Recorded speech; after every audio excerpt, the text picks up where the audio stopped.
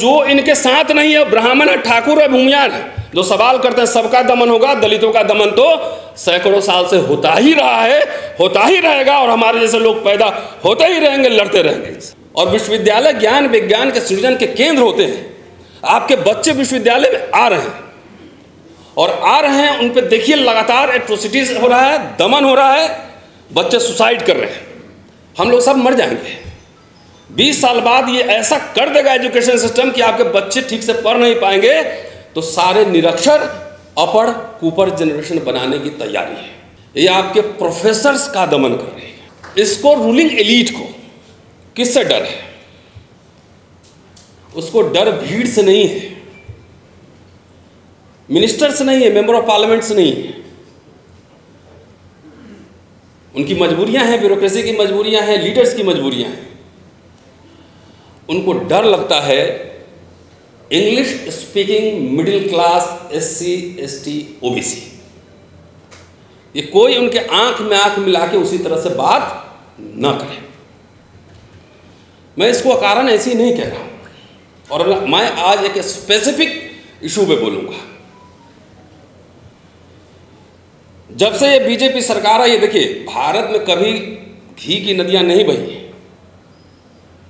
जब से पहले भी एट्रोसिटीज होते थे, लेकिन पहले शर्म हया लज्जा होती थी,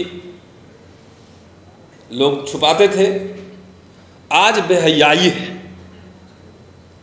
2014 के बाद से हम लोग का सोशल मीडिया उठा लीजिए, RSS का फिलॉसफी मैं जानता हूं, बीजेपी किस पॉलिटिकल आइडियोलॉजी की मैं जानता हूं, वो क्या करेगा नहीं करेगा हम जानते हैं। हम लोग लगातार इसका विरोध कर रहे हैं, और सबसे बड़ा निशाने पर ओपोजिशन पार्टी भी नहीं है भाई। CBI EDI चलता रहेगा, इनके सबसे बड़े निशाने पर विश्वविद्यालय है, IIT, मेडिकल कॉलेजेस। क्यों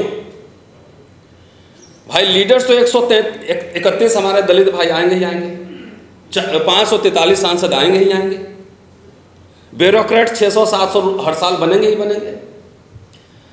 लेकिन एक इंटेलेक्चुअल बनने में कई पीढ़ियां खप जाती है, तब एक इंटेलेक्चुअल आता है। कबीर, रविदास, बाबा साहब, फूले, पेरियार, सर छोटू राम, ऐसे लोग जो है ना, कई पीढ़ियां बीत जाती हैं, तब लोग आते हैं। आज तक नहीं दिखे मुझे। और विश्वविद्यालय ज्ञान विज्ञान के सृजन के केंद्र होते हैं। आपके बच्चे विश्वविद्यालय में आ रहे हैं और आ रहे हैं, उन पर देखिए लगातार एट्रोसिटीज हो रहा है, दमन हो रहा है, बच्चे सुसाइड कर रहे हैं। हम लोग सब मर जाएंगे। 20 साल बाद ये ऐसा कर देगा एजुकेशन सिस्टम कि आपके बच्चे ठीक से पढ़ नहीं पाएंगे, तो सारे निरक्षर अपढ़ कुपढ़ जनरेशन बनाने की तैयारी है। इसलिए आपको सबसे पहले ज्ञान के केंद्र पर लड़ना पड़ेगा। अगर IIT में एट्रोसिटीज हो रहा है, तो 10,000 लोग जाके IIT के गेट पे प्रोटेस्ट कीजिए। मेंबर ऑफ पार्लियामेंट बैठे हुए हैं, जो मैं कहूंगा, उम्मीद करता हूं कि पार्लियामेंट में इसकी गूंज सुनाई देनी चाहिए। अब सवाल यह है कि RSS BJP ये खाली अब बच्चों को नहीं, रोहित वेमुला का कांड आपको पता होगा, ये आपके प्रोफेसर्स का दमन कर रही है, जो सवाल उठा रहे हैं। गुलाम तो नौकरी करने वाले बहुत प्रोफेसर होंगे, आपके तो भाई हैं यूनिवर्सिटी में, तो जानते हैं। तो गुलामी करने वाले बहुत प्रोफेसर मिल जाएंगे, SC ST OBC, चवन्नी अठन्नी, समोसा रसगुल्ला छाप। लेकिन कुछ तो लोग हैं जो इसको सवाल खड़े कर रहे हैं, रोस्टर की लड़ाई लड़ रहे हैं, एट्रोसिटीज लड़ रहे हैं, किसान आंदोलन में जा रहे हैं, और लगा कुछ तो है ना, उन्हीं लोगों को मारने की साजिश चल रही है। ये समझिए, 20 साल लगता है एक अच्छा लॉयर बनने में, 20 साल लगता है एक अच्छा स्कॉलर बनने में। अरे टिकट मिलना तो आसान है, ब्यूरोक्रेसी भी एग्जाम देंगे 5 साल में हो जाएंगे। लेकिन एक हिस्टोरियन बनने में, एक कपिल सिब्बल बनने में, प्रशांत भूषण बनने में, अमर्त्य सेन बनने में 25-25 साल मेहनत लगते हैं, तब जाके वो इंटरनेशनल आदमी बनता है। और आपके जो जनरेशन में जा रहे हैं उसमें हम लोग भी हैं। लेकिन अब क्या सुधरना है? सुधारने वालों को ही सुधारेंगे। उन सबको सप्रेस कर रहा है और आपके समझ में नहीं है। आप कह रहे हैं ये वो दिस दैट। पहले अपने इंटेलेक्चुअल्स को प्रिजर्व कीजिए, प्रोटेक्ट कीजिए उसको। आपकी आवाज़ लिखने, पढ़ने, बोलने वाले खाली भाषण देने से, हल्ला करने से शासन नहीं आता है, उसको थ्योराइज करना पड़ता है, उसको आर्टिकल लिखना पड़ता है, किताबें लिखनी पड़ती है। इससे डरती हैं सरकारें। भीड़ है, पता है उसको कैसे तितर बितर करना है। लेनिन ने लिखा है कि एक्टिविस्ट को मारना बहुत ही इजी है, स्टेट एंड रेवोल्यूशन पढ़िए। एक्टिविस्ट को मारना बहुत इजी है, लेकिन एक इंटेलेक्चुअल को मारना बहुत मुश्किल है। आरएसएस बीजेपी यही कर रही है। बेंगलोर में आईआईएम में एक प्रोफेसर है, टैलेंटेड दलित, उस पर एट्रोसिटीज है, मैं आंकड़े दे सकता हूँ। एफआईआर हो गया, कुछ दर्ज नहीं हो रहा। अभी मेरी बात करनाल में हुई है, वहां एक लर्नेड दलित प्रोफेसर है, बोला 2 बार मेरे ऊपर भी चार्जशीट हो गया है। रविकांत का केस पता ही है, दिल्ली यूनिवर्सिटी में डर के मारे लोग नहीं बोल रहे हैं, और हम लोग बोल रहे हैं तो अच्छा हूं। मैं इसको मेडल समझता हूं कि मेरे ऊपर 4 केस चल रहे हैं। This is medal for me. एक कहानी बता रहा हूं, कल की कहानी बता रहा हूं, उसके बाद मैं वाइंड अप करूंगा। हमारे कॉलेज में प्रिंसिपल लेडी है, वाइस प्रिंसिपल लेडी है और एओ लेडी है। अब जो अत्याचार कर ले, कुछ कर ले, दमन कर ले, अगर आपने प्रोटेस्ट किया तो आपको महिला उत्पीड़न केस लग जाएगा।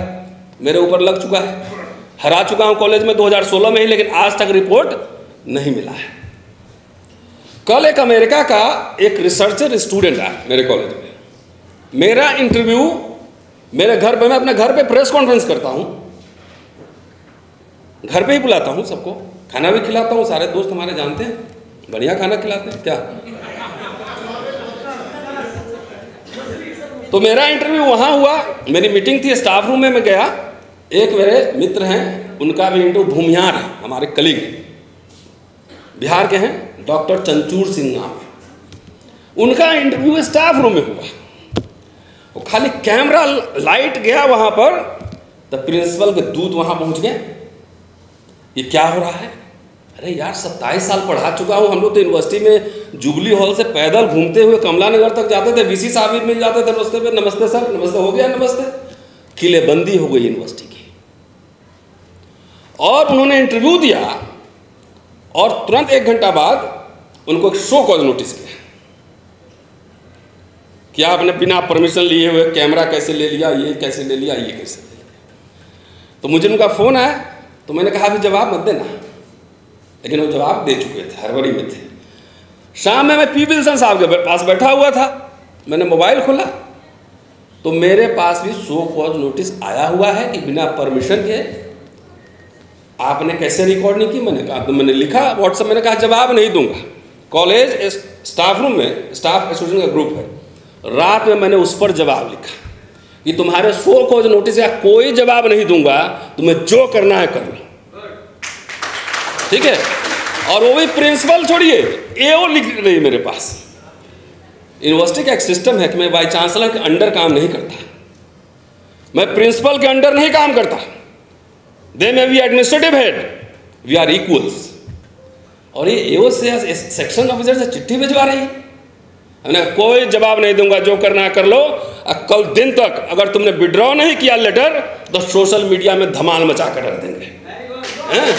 तुमको जो करना है करो। भाई साहब, इनके जितने प्रोफेसर हैं, प्रिंसिपल हैं, उन 3 के बराबर मेरा एकेडमिक रिकॉर्ड है, 3 के बराबर।